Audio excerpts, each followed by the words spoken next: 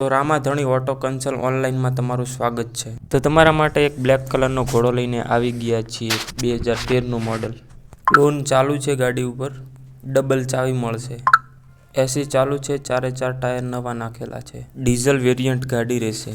Engine showroom condition. તો ગાડીના ફૂલ ફોટા જોઈ લો, પછી તમને નંબર ડિસ્ક્રિપ્શનમાં આપી દઈશ અને સ્ક્રીન ઉપર પણ નંબર દેખવા તમને મળી જશે.